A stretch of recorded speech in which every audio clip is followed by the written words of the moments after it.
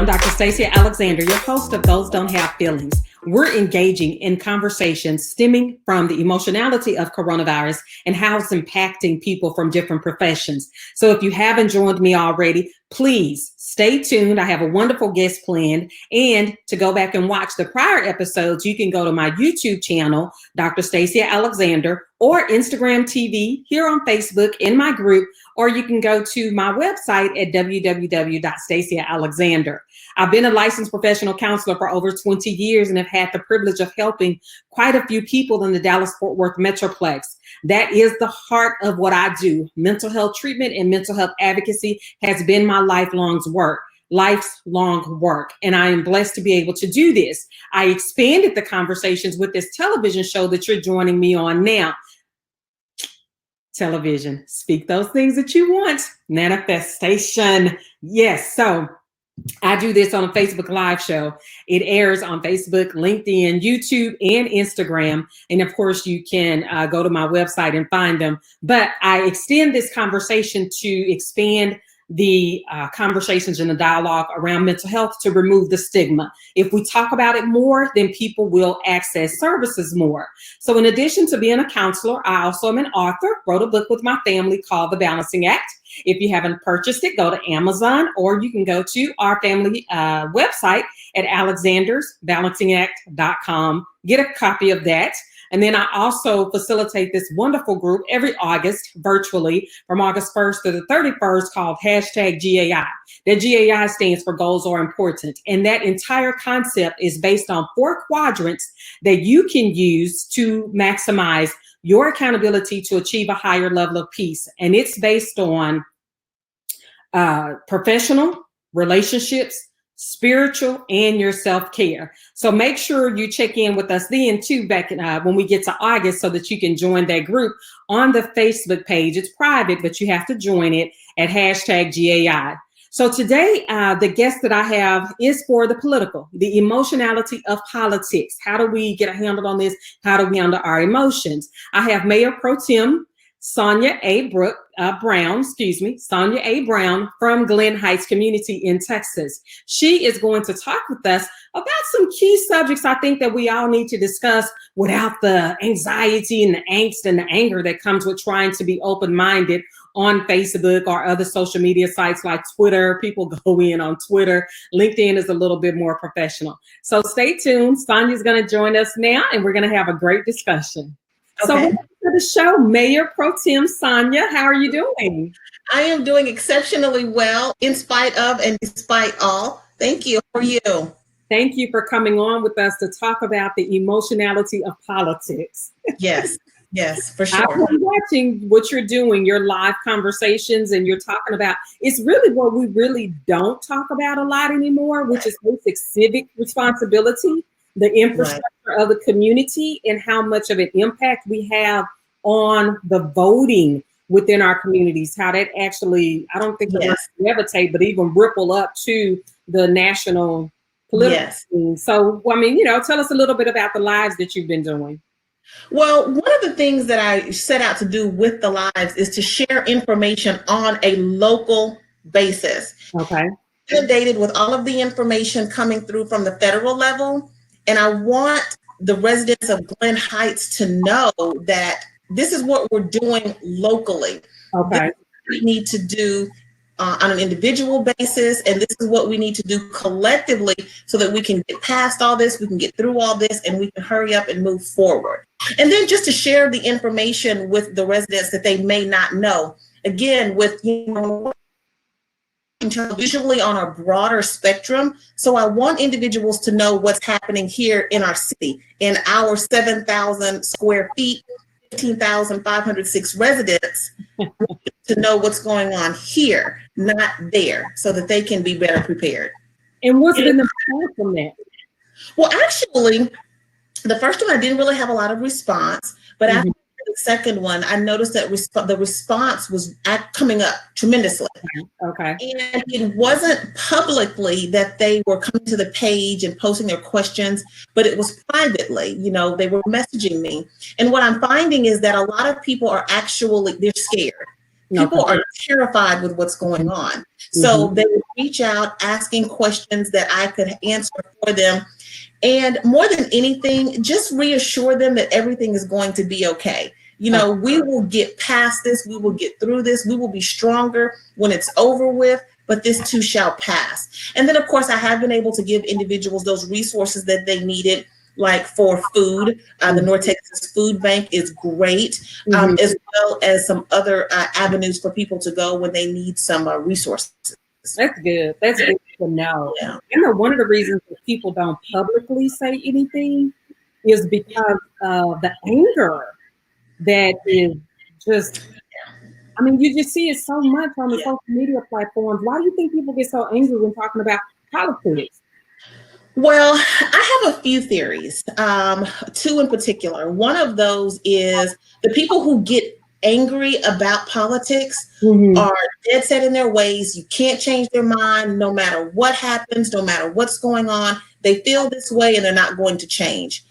And that's just how they've been taught to deal with conflict. The reason people get really angry about politics is if, for example, someone is in office that they voted for, that they just knew were going to do the right thing, and that person ends up not doing that, it's a mechanism to kind of save face.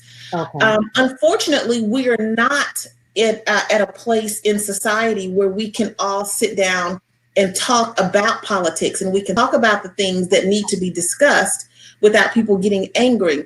I'm prayerful that we will one day get there, because I think that's how we will heal as a nation and we can begin to come together as one. But right now, we just aren't there. But I think it has to do with either people being dead set on what they believe, and they're not open-minded enough to have an intelligent or just a decent conversation about it. And they were taught to react that way, or they realize that they made a huge mistake, and that's how they're dealing with it. And so, you know what, that takes me to mind another situation that we're coming to, where Bernie Sanders was a viable candidate for the Democratic Party. And we got to the point where he realizes, okay, he doesn't have enough votes to actually go further with this. And so he concedes, basically. Not officially, but basically. Am I right? Right. Okay. And so were you able to watch that live where Joe Biden had Bernie Sanders next to him on the viewing screen, and they were actually having a reasonable dialogue about what we need to do? Well, now it's my understanding that he has officially conceded. He has officially withdrawn his or suspended his campaign, is what they call it. That's officially words. Yes, he has suspended his campaign, and he's actually throwing his support behind Biden at this point. So hopefully those individuals who were Bernie or bust will understand, okay, he's not our candidate anymore, and he is now putting everything behind this candidate to support whatever Bernie would want us to support. So if Bernie is supporting Biden, hopefully those individuals that wanted to see Bernie in office will now support Biden as well. I think it's extremely, extremely important that people get out to vote, no matter who the candidate is. How do you get people okay, so that's what I'm saying. When you look at the emotionality of it, how do you get people to deal with their feelings and then be adult about the process? Like, that's the conversation that I have with people. I know you did not want Biden to be our candidate. However, at the end of the day, what happens after that? Who do you vote for? Because you can't say that you're just not going to vote. That's where the emotions come into it. To me, that's where you're being obstinate, you're being disagreeable, and no level of compromise. So what do you say, as a politician, you're in this, you're like, I don't want to say anything, but maybe you'll run for a higher office one day. How do you deal with the emotionality of the process? I tell people this may not be your candidate of choice, but let's look at the lesser of two evils. So if you're looking at this person, and this was not your choice, but you know that your choice is now suspending their campaign, and they've now thrown their support behind this other person. What you need to do is swallow your pride and look at, okay, do I want to go ahead and go with this person? Okay. Or do I want more of this? So that's the word. We never talk about that, pride. Pride In politics. That's we never it. talk about that. And I think that's what we need to converse about more. Is Yes. that, I mean, my pride was hurt during this last election, without calling any names. My pride was definitely hurt. However, when it came down to it and it was time to vote, you get out and vote. Now, final outcome, this is the way I explained it to my kids, if you will, because I remember when Obama got in office and they were celebrating, and they went to a predominantly white institution, and they got back to school, and all of their friends were PO'd. Yes. Not all of their friends, but I should say most of their friends were PO'd. Yes. And of course, Yes. my kids were running around very happy. So Right. 45 won the office. I had to tell my daughter, remember the feeling you had when Obama won. That's how they feel now. Exactly. So we're going to have to get through this, but don't take it personal. This is politics, right? It's politics. It's absolutely. But absolutely. Seeing it, it turns into, I think that's when it turns ugly. That's exactly when it turns ugly. And what I try to get people to understand is this. Yes, I definitely want everyone to get out this November and rock their vote. Let this be heard. But more than that, I think vote on your local level as well. Right. Local politics, those politics are going to affect you more so on an everyday, day in, day out basis than the federal government. It's not enough to just vote once every 4 years. Every time the polls are open, we need to be beating those doors down, because here's what happens. When you vote on these local levels, then it ultimately just kind of works its way up to the federal level, and we start getting the people that we need to get in office. Okay, but it starts at the local level. You've got to vote for your senators. You've got to vote for your governors. You've got to vote for, your city council members, your mayors. You've got to get out there and you've got to vote every time those polls are open. And now we see it's a matter of life and death. Literally. We see that it is a matter of life and death. Even though they are making decisions at the federal level, there are also decisions being made in our local municipalities that are impacting the citizens. I mean, you have some districts in Dallas where they have a higher level of coronavirus than other districts. And I'm leadership in those districts. Like, you can blame it on what you want to, but I know that there's correlations in what was allowed and what is happening. Right. Local leadership plays a huge role in that. And are they enforcing it? Are they going live with their residents? Our fire chiefs and our city manager and our mayor, they go live from City Hall. They try to do it at least once a week to get out there and discourage people from going outside. Of course, we want people to get outside. We want people to get some fresh air and walk, but the gatherings, no. So it definitely is impacted, or the cities and local, the zip codes are impacted by what the leadership is doing. Right. Absolutely. So that's good. I mean, because I think this is the discussion we need to have, especially with our younger people who really don't understand civic responsibility and the dynamics of civic order. Right. We've taken civics out of the schools now. Yeah, exactly. And I remember those classes that we had. So you watch the show, you follow the show, which I thoroughly appreciate, and thank you for your endorsements I shouldn't say endorsements because that's a political term, but just your support of the show. So what I like to do at this point is kind of free thought, and you've kind of freely gone into some of the areas that I have on the slides. So I'm going to pick them up. We've already talked about the first one that I have up, but I think it helps just to hone it in, just to say, hey, this is what's going on. So the first one is local politics. When I say local politics, emotionally, what feeling does that bring for you? For me, emotionally, it brings a great feeling. And when I think local politics, I think of the importance. I think of me needing to get the word out there to more and more individuals that your local politics is what you need to focus on. Let's focus on your city council. Let's focus on your mayors. Let's focus on, moving on up to the governors and then the senators, our state representatives. So for me, local politics is huge. And I just want people to take away the fact that you've got to get involved in your local politics. Okay, so local politics excite you. If we were to say the emotion, it excites you.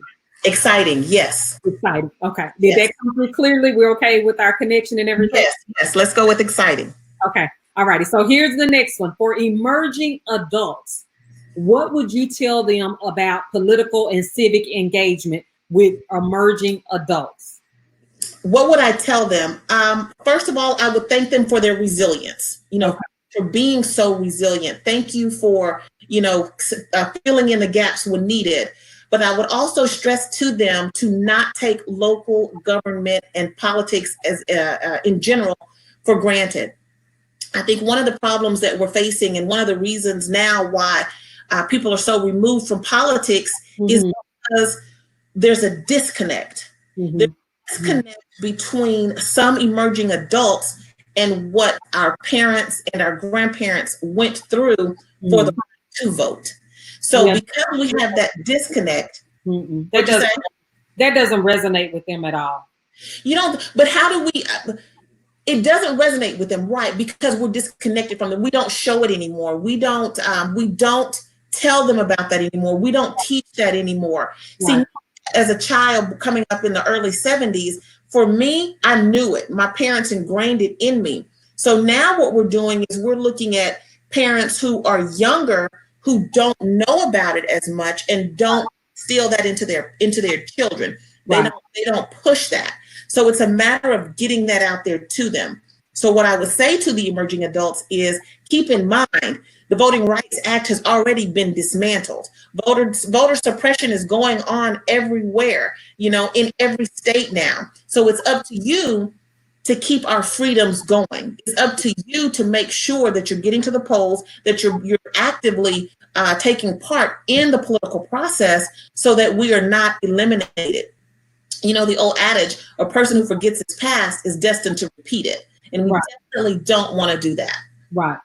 Okay. So here's the next one. Okay. Financial matters. How do you explain to people that politics impacts their finances? And this seems redundant right now, considering what we're experiencing now. People really see how much of an impact absolutely the voter outcome from the last election is having on our finances right now. Absolutely. And the first thing that I would do is tell them, take a look at the current situation we're in. We're in a COVID-19 pandemic. We're sheltered in.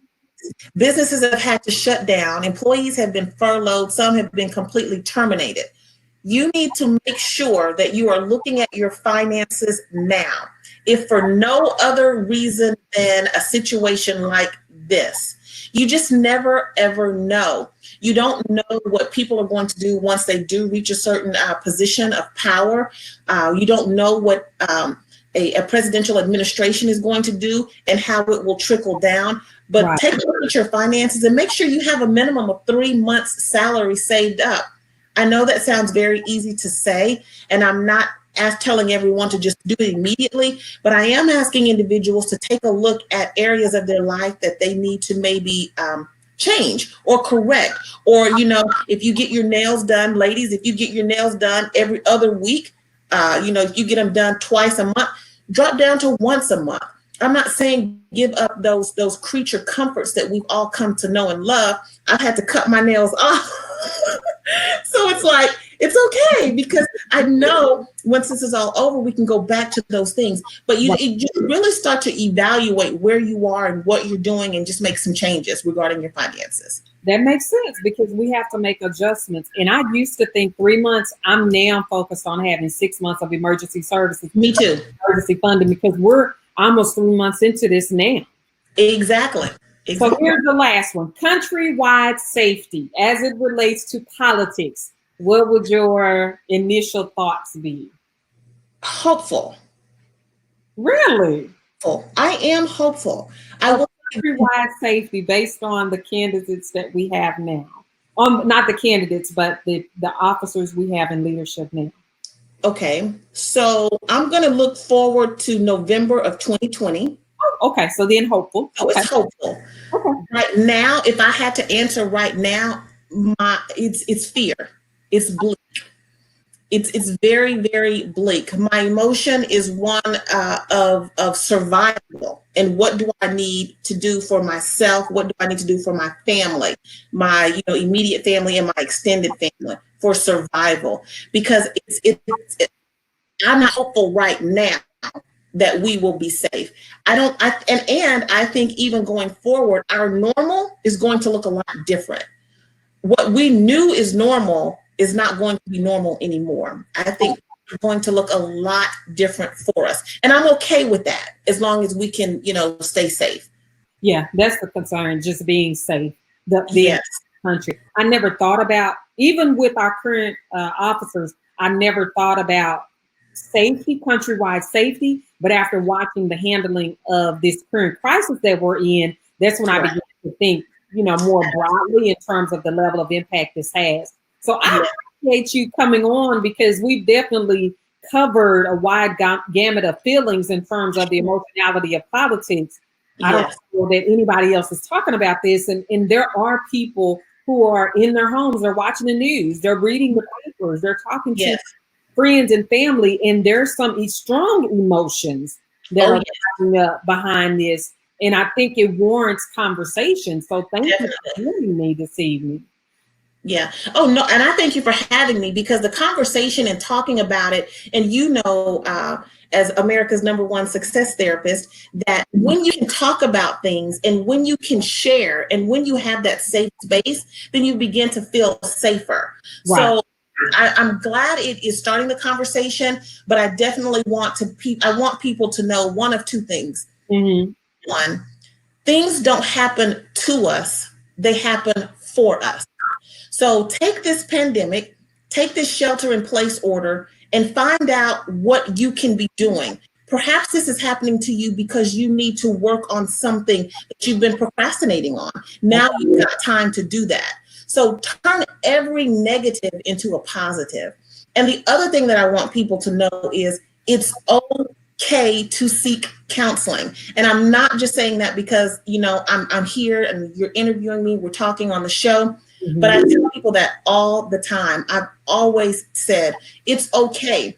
Your mental health is your wealth. Right. And when you start to allow stress to enter the body, when you start to allow bad thoughts and things to enter the body, then your immune system can break down. So stay positive, continue to talk to individuals, get a counselor if you need one. Of course, counselors are doing virtual sessions right now. So just reach out to someone. And by all means, if anyone in Glen Heights is watching this, then you have a friend in me. You can call me. You can message me. You can do anything you need to do to reach me. I will be there for you. I will try to help get you through this. So tell them where they can find you. I have some information up in terms of your contact information. Yes. So you can find me on Twitter. You can find me on Instagram. You can find me on Facebook, Elect Sonja A. Brown. The only one, I'm also on LinkedIn, but because I stay logged into that one on my phone so much, I don't even know what it is, but you can look me up on LinkedIn as either Mayor Pro Tem or just Sonja A. Brown, and you can find me there on LinkedIn as well. But feel free, email me, call me, whatever you need to do. You can call City Hall, find my extension, leave me a message there. We're all in this together. We will get through this. We will get over this. We'll be stronger because of it. And, it's okay, so give them your email address at City Hall. Email address at City Hall is sonia.brown@glenheightstx.gov. That's sonia.brown@glenheightstx.gov. Great. I want people to always know how they can get in contact with you. That's why I say, yes. Say it, because they'll inbox me. I need to email her. And I'm just like, yes. Coming on. I sincerely appreciate it. I normally don't talk about politics on my show because people do get so riled up about it. And to me, that's, of course, politics and religion are one of the most irrational conversations that you have with people, whether you know them or do not know them, that it tends to go off on a tangent. So thank you for coming on the show to talk about the emotionality. Absolutely. Yes, it's all about doing everything in a healthy manner. Everything can be done in a healthy way. So I'm glad you had me. Excellent. All righty. You have a good evening. We'll see you soon. Bye-bye. Bye-bye. There you have it, Mayor Pro Tem Sonja A. Brown of Glen Heights, Texas, offering us some valuable information about the emotionality of politics. I enjoyed the show, and I could have carried that conversation a lot further just because I am studying politics more in this phase of my life, I should say. I wasn't necessarily as committed to the process in my early adulthood, but I am now. So I definitely am okay with talking to people about the emotionality of it. So thank you all for joining in. So follow Sonja on her social media platforms. And after you finish that, if you haven't already, follow me on my social media platforms. Most of them are under Dr. Stacia Alexander, and it'll just be Dr. Stacia Alexander. And then you can go to my YouTube channel, LinkedIn, our website at www.staciaalexander.com. I appreciate you joining me once again for the emotionality of success. If you're watching this in replay, please hashtag replay so that we will know. I come back and I read the comments because I know that you guys are extending the conversation of mental health by liking, sharing, and commenting on these posts. So I appreciate it greatly. And until the next episode of Coronavirus Conversations, Special Edition 4, Goals Don't Have Feelings with Dr. Stacia Alexander, you all be safe and take care.